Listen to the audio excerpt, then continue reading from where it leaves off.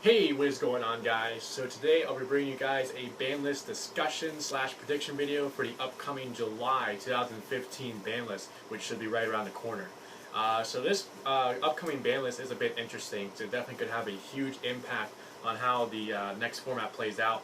Because there's a lot of things that could happen, a lot of things that could not happen, that would either have a positive or negative effect on certain decks and also for the format as well, depending on how you view it. So let's get right into the discussion. Starting off with a deck that obviously has been the most dominant over the past format and a half, which of course is Necros. They are definitely the deck that most deserves to get hits on this ban list. They have been allowed to just roam freely for the past format and a half and just be as dominant as they've been, basically taking at pretty much every major event at least half the tops, if not more. Like, that's a little bit too much, really. Like, at that point, you really need to start balancing out the deck. And what you need to do to start balancing out Necros is hit their consistency cards. And their consistency cards include Manju and Sanju, which I think should both get hit to 1, because their searching ability just really helps speed up the deck and get to its key combo cards. The fact that they're level 4 makes rank 4 play so easy for that deck. Being able to go into the Lavabo chain, so easily and do your Jinlock play, where you basically only need like 2 cards in your opening hand to be able to do that. Being able to go into Laguso Emerald to recover all your resources. Being able to go into any other powerful rank 4, like the Ptolemaious Diamond combo, just so easily with the combination of Manju, Sanju, and also Unicorn is just really, really good. And then speaking of Unicorn, that's another card I think should get hit to 1, because being able to recover any Necros card from the graveyard back to the hand is really, really powerful. Going along with its on-field effect to be able to negate extra deck monsters, that's powerful as well, especially considering it does have a 2300 body for only a level 4 monster. That's pretty good. And then the fact that it has so much synergy with your Kaleidoscope play, being able to Kaleidoscope, set Herald of Arclight, summon Unicorn, get the search off a Herald of Arclight to where you're basically going plus, basically, for your ritual summon play, and be able to set up after summoning Unicorn, either going into the Lavabo Chain Jinlock play or going into your Trish play, like whatever you need to do at that time. You pretty much have it right there in your hands to be able to just grab and have yourself, basically, when you're playing Necros. So definitely Manju, Sanju need to hit the 1, Unicorn needs to hit the 1. I think Brio's another card that should get hit the 1, because again, just being able to search out any ritual monster from the deck, which can be Unicorn for the Kaleidoscope play, it can be Klausulus to get your ritual spell, it can be Valkyris to stall, it can be Trish to do the Trish play to just completely blow away your opponent. Just so many things that Brio opens up the door for, even at 2, to where I think it definitely is a card that should get hit to 1, to where the deck's a lot less consistent for being able to search out the cards you need. And as far as any other things that could get hit with Necros, you could possibly see Jin get banned if Konami deems that card to be too powerful in the deck. It's definitely very arguable as to whether it should get banned or not banned, because it's definitely a powerful combo and a powerful lock, but there's a lot of ways to get around it, so that's definitely a bit iffy.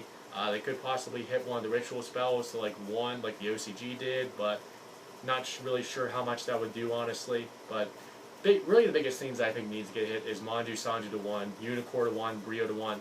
I personally would like to see Valk go to 1, but I don't think that's too likely. I just hate the idea in 1 card with Valkyris, having a card that's better than Swiss Scarecrow with its discard effect, better than Card D with its on-field effect, is a 2900 beater that's easily summonable through like Kaleidoscope by saying that level 8 or level 9 Synchro, whatever it is, or being able to use Sharid as a full tribute. Like, I find that a bit too much to have in 1 card, but it's not nearly the thing that's making the deck as good as it is. So definitely Manju, Sanju, Unicorn, Rio are the biggest things I think need to all get hit to 1, in my opinion. So now moving on to the other meta decks. I really don't see too much happening with the other meta decks, considering that they haven't had a whole lot of success, like a lot of actual winning big events because of the existence of Necros. They haven't had consistent success. So I mean, the hits to them at best would be very minimal. Like with Fleet Forts, the only things I can maybe see get hit would be like Scout to 1. If they go really crazy, maybe Summoner's Art to 1, just to also hit the incoming Ignite deck. With Shaddolls, you can maybe see Construct go to 1 because it's a pretty powerful card in its own. Maybe like El Shaddol Fusion or Shaddol Fusion go to 1, but that's really about it. For Burning Abyss, you can maybe see like Dante or Firelink get hit to 1, or maybe one of the main deck monsters like Seergraph or Skarm, but other than that, I think the deck's completely balanced now with Tour Guide at 1, in my opinion. Especially when Necros came in, they just completely lost, their power. They were a pretty dominant deck for a while, but once Necros came in, they were pretty much power creeped out for the most part.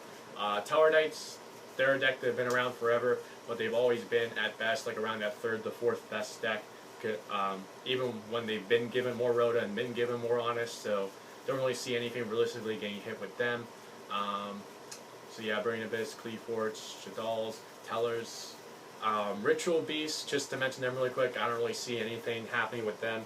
Like, I could easily see like Macro or Defissure, going to maybe 2 before like they would ever actually ban those. That's really all you could really hit with that deck, honestly, because it's not really, that unfair, obviously. It hasn't done that well, honestly. It's like that tier 1.5, 2-ish deck. But yeah, that's really all I could see as far as the meta decks, as far as what may change with them.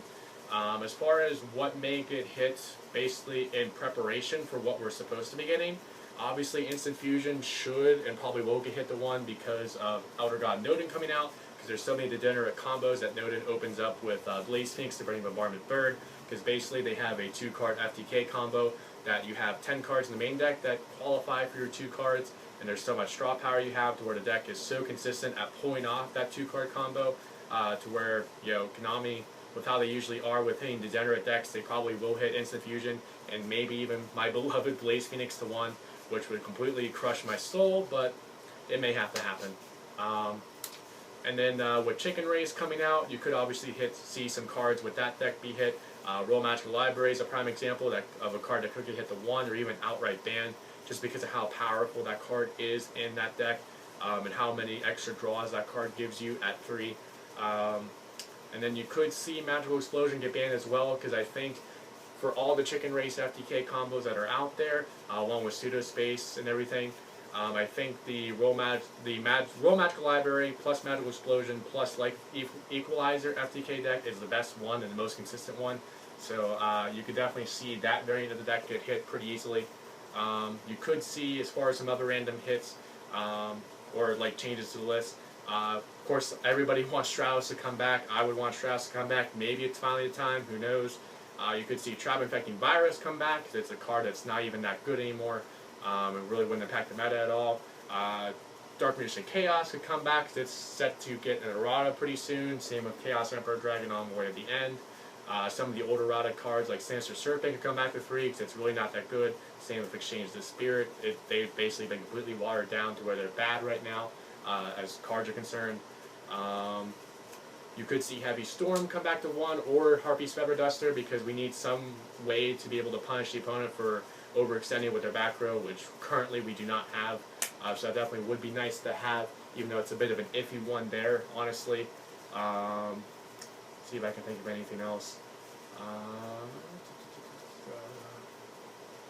think honestly that would be about it, unless there's like some kind of crazy like outlier as far as some kind of change, like say we get like Monster Reborn back or Soul Charge banned or something crazy like that. But and then maybe some other cards we may get more of. Like I've been wanting for the longest time for us to get more traps in the TCG, like actual good chainable traps. Like I would love to see Bottomless, Compulse, Torrential come to maybe 2. I would love to see like some more anti-meta cards like Book of Moon, Thunder King Ryo, Neospatian Grandmold come to 2, and then this one's a bit greedy, but I would love to see Macro and Defissure come to 2, because I personally love anti-meta decks. So that would be something that'd be pretty cool, but not that likely, honestly. And then they obviously could give us Inzektor Hornet to 2 or 3 to mirror the OCG, and it really hasn't done much over there, so I could see Hornet going to 3. I highly doubt we'd get more Dragonfly, but I definitely would be, basically praying to Konami gods. If they gave us that, I would be praising their holiness if they did give us Inzektors pretty close back to full strength, because I do love that deck a lot, and you should be expecting a deck profile on that pretty soon. So that's all I have for you guys as far as this July 2015 Banlist discussion and prediction video. So if you liked the video, please feel free to do so, and also feel free to subscribe to the channel. Let me know what you think about what I had to say in this video.